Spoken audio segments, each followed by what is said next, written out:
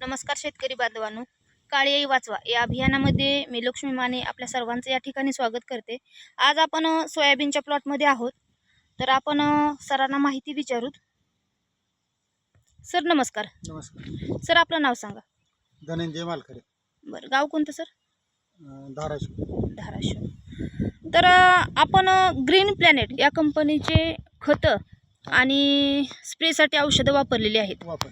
तर सुरुवातीला काय वापरलं सर? सुरुवातीला पहिल्यांदा आपण बियाला लावण्यासाठी टी वापरलं। बरं, त्याच्यानंतर खत पूर्ण ग्रीन प्लॅनेटचेच वापरले। बरं, म्हणजे 50 किलोमध्ये आपला DAP अवेलेबल आहे तो वापरला। बरं, तर तो खत वापरल्यामुळं तुम्हाला काय रिझल्ट आला सुरुवातीला? खत वापरल्यामुळं पिकाची सुधारणा दरवर्षी चांगली दिसते। बरं, जमिनीमध्ये गांडुळाचं प्रमाण पण चांगलं दिसतं। बरं, प्रमाण वाढलंय गांडुळाचं। ठीक, म्हणजे जमिनीमध्ये गांडुळाचं प्रमाण वाढलेलं आहे। फक्त 1 वर्ष झालं खत वापरताय तुम्ही। बरं, त्याच्यानंतर आपण काय केले की सुरुवातीची फवारणी केली होती तणनाशकाची, बरोबर? तणनाशकासोबत आपलं काय कोणतं प्रोडक्ट घेतलं होतं? नायट्रोकिंग। आपण पाहू शकता शेतकरी बांधवांनो, तणनाशकासोबत सरांनी नायट्रोकिंग हे प्रोडक्ट घेतलेलं होतं। तर हे प्रोडक्ट मिक्स करून वापरल्यामुळं काय फायदा झाला? तणनाशकाने जे पीक थांबत होतं 8-10 दिवस ते थांबलेलं नाही।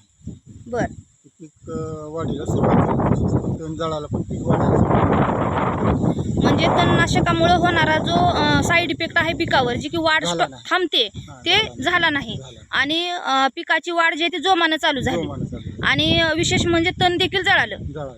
ठीक आहे, त्याच्यानंतर आपण ग्रो आणि नायट्रोकिंगची फवारणी घेतली वाढ फुटव्यासाठी। आपण दाखवू शकता का फुटवा थोडा?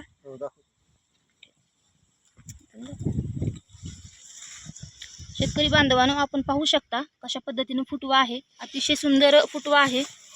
सरासरी एका झाडाला 17, 20, 22 असे फुटवे आहेत आणि फुलांची देखील संख्या सध्या चांगली चालू आहे। तर त्याच्यानंतर आपण ब्लूमची फवारणी केली होती फुलासाठी एक फवारणी केलेली आहे। सरासरी आपल्या 2 फवारण्या झाल्यात।